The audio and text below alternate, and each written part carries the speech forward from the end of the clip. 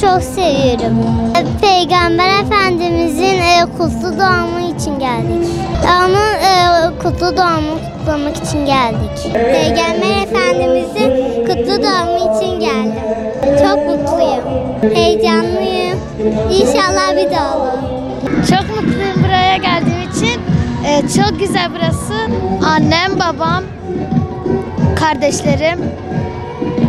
Onlarla geldim. Yani her zaman geliyorum ben. Evet, çok güzel.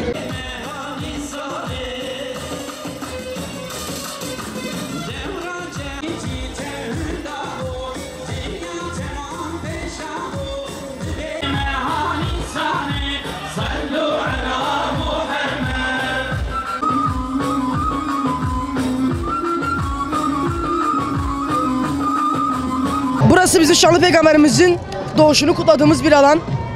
Her yılın belli zamanlarında insanlar bir araya toplanır. Çok seviyoruz, çok kalabalık bir şekilde geldik buralara. Burada bayağı kişi var. Biz annemle babamla birçok kişi buraya geldik.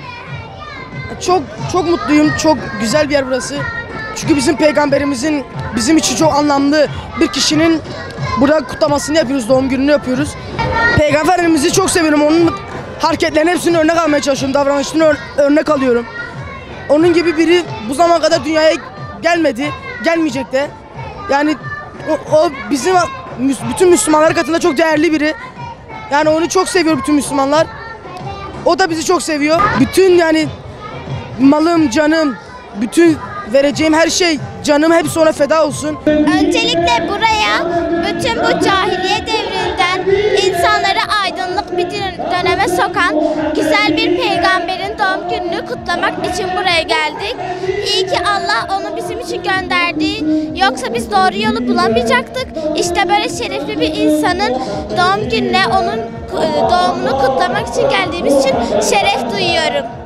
Bugün de peygamberimizin doğum günü. Bugün peygamberimiz için geldik. Bugün Allah için ve Allah'ın sevdiği bir kulu olduğu için herkes onu seviyormuş ve geliyor şuraya bayrak sallıyorlar, ilahi söylüyorlar, Sübhaneke çekiyorlar, salavat çekiyorlar ve Gazze içinde kahrolsun İsrail. Ben bu tür etkinlikleri çok beğendim. Bu tür etkinliklerin her zaman düzenlenmesini istiyorum.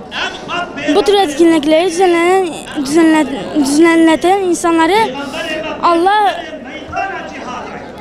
onlara yardımcı olsun. Allah onlardan razı olsun. Babamla geldim, kutlu doğuma geldik.